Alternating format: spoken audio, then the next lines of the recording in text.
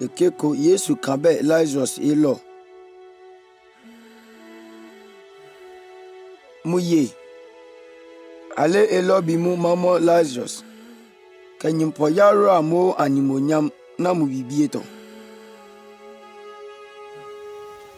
Yesu bo ma adwembe mo achina poko mabo ebe san intanemu la sa Lazarus.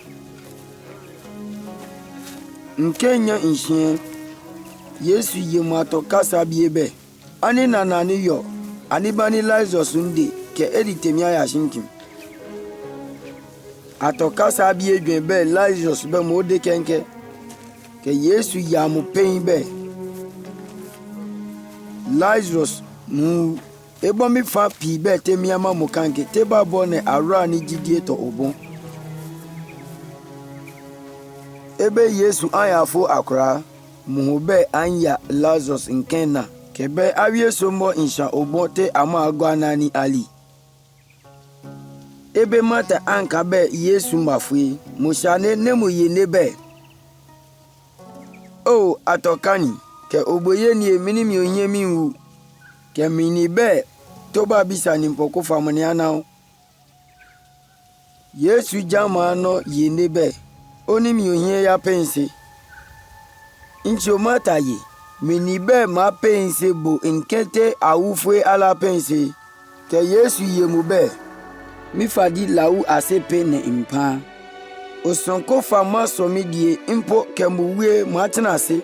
Osonko fa aba somidie mauken. Ke oso emudinto. Muye. Eyi misodi. Ne misodi be ofadi impa so we. Impo bibite mumba adete. Mata klan yo awie so yan yeke meli asobito be Yesu ma kemotrene. Incho mele ne insire yo ne insha ahume dwen be mo yo pokote anya mo nchomdi nenshin mutumoku na Yesu ayeto ye aswete mata anye mo ebe manja mpa hune ebe Yesu ahu be mele ne insha esun rehomo pa ne musu ne mo bisa poko anya Lazarus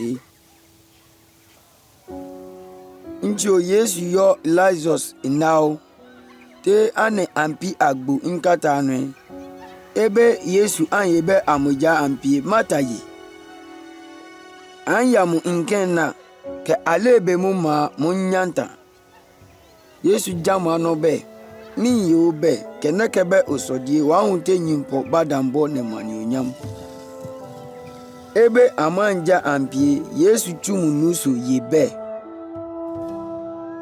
Mise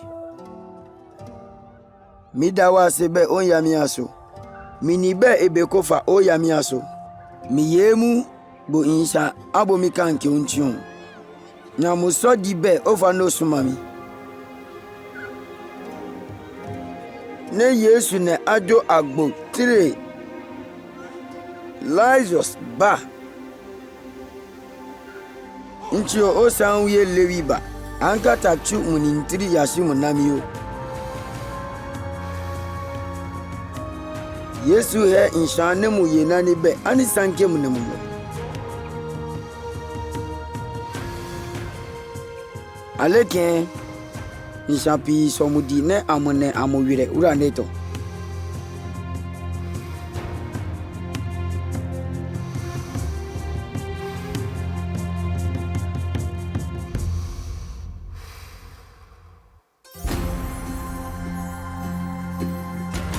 Ebe Yesu anka be Lazarus ile esimentio ne mujo nke enyo ntane mu yansrani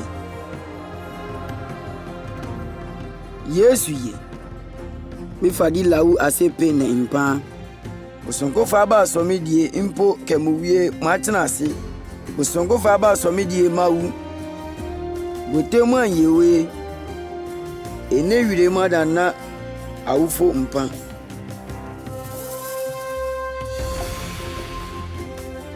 Yesu yebe mufadi lawu asepe ne munane Lazarus ba mpato esimene te Yesu anye ne atote abofun temamwe